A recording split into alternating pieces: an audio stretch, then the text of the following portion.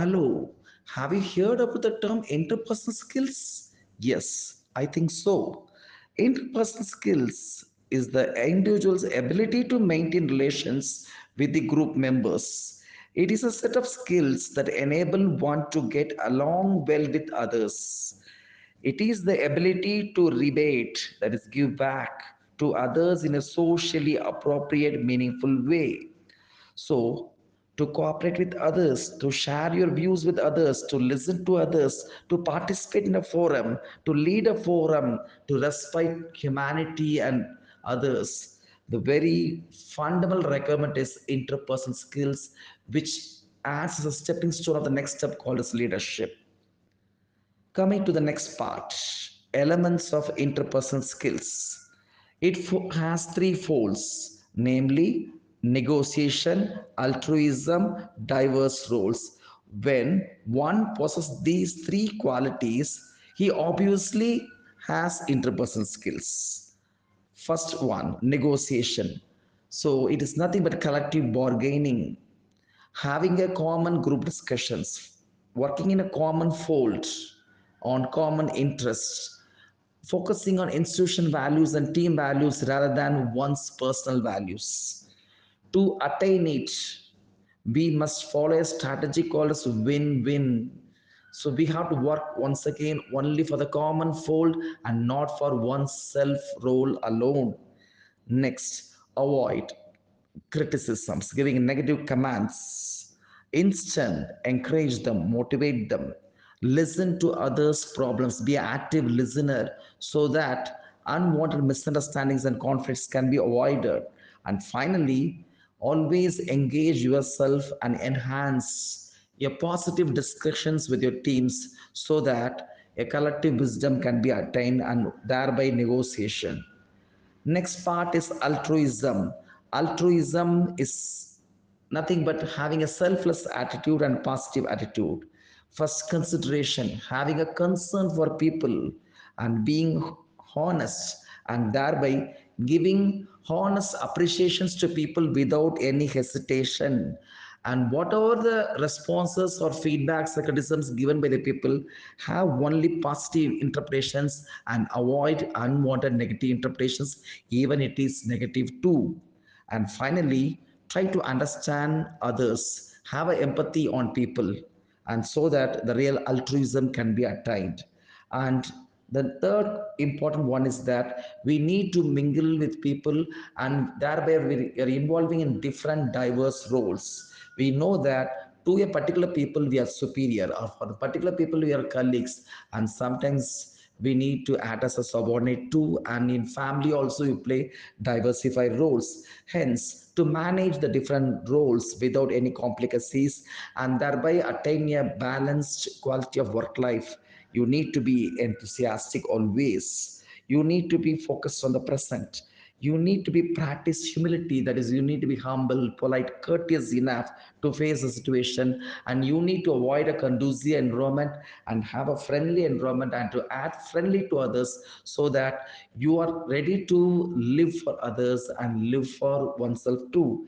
And finally, don't show your stress, panicness, your pain on others, your anxiety on others, avoid grudges, and have a good positive rapport with people, and thereby you can manage diversified roles. Once you are having a negotiation, altruism, and management of diversified roles, and that acts as your real interpersonal skill or ability. And coming to the next part, very, very important, we need to mingle with people, we need to transact with people, nothing but transaction analysis. Transaction analysis deals with three sort of ego states one possesses, nothing but child ego state, adult ego state, and parent ego state. There is no universal ego state. Each state is individually and visibly manifested for each person. Therefore, when you are acting, thinking, feeling as you observed your parents to be doing, you are in your parent ego state. When you are dealing with current reality, gathering facts and computing objectivity, you are in your adult ego state. when you are feeling and acting as you did when you were a child, you are in your child ego state. So, transaction analysis holds on three types: complementary, nothing but reciprocal transaction occurs when both partners are addressing the ego state the other is in, that is, parent to parent, adult to adult, child to child. Next, crossed ego states. Nothing but when an unexpected response is made to the stimulus. Partners address ego states other than that their partner is in, that is, parent to child, adult to parent, and so on. And the final one is ulterior, that is, you are hiding your secrets and you are expressing you in a different form, that is, you are acting as a parent to others, but in turn within your heart you are acting as a child. Okay, so you're showing a different face to the external environment. So the positive response is always complementary. And coming to the last part, Johari window. So to know oneself and know others too. That is I versus you. When what I see in me and what you see in me, when both are coinciding, that is called as open self, and with this a healthy and happiest and good response to, there is an open mindset.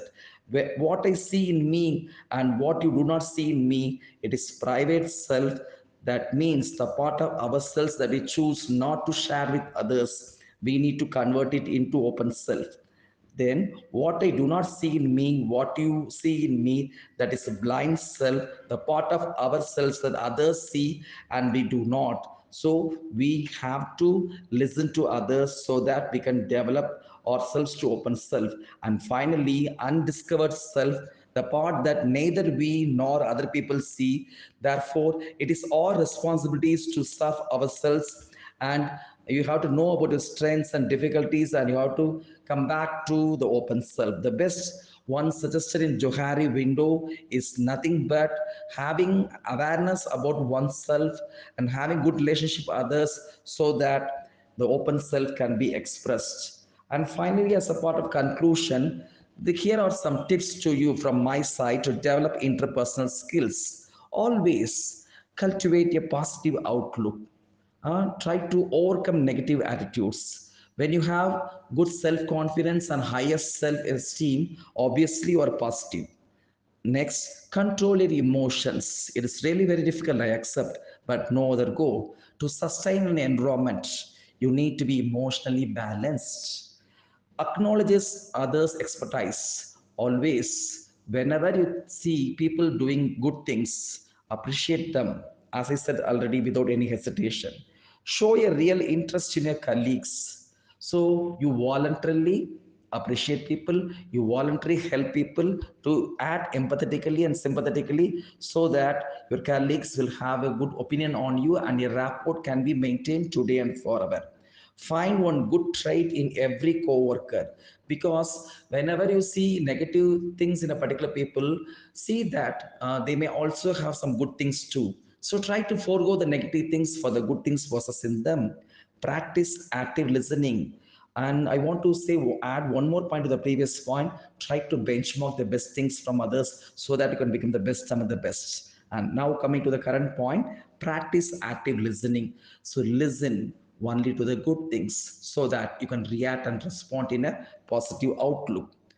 Listen completely too so that unwanted communication mismatches and gaps can be overcome.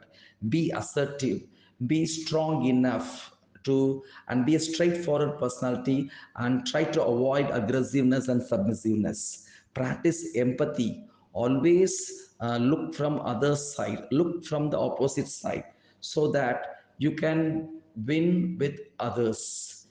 And finally, maintain your relationships. So don't think that for the particular transaction alone people are needed, and don't neglect them and ignore them or make use of them whenever it's needed. Instead, always have a rapport with the people so that they will be helping you consistently throughout your lifespan, and they will have a positive outlook on you too, and the cordiality can be maintained. And thus interpersonal skill is really very important social skills, and to implement and adapt team spirit in oneself and to achieve group dynamics. Thank you.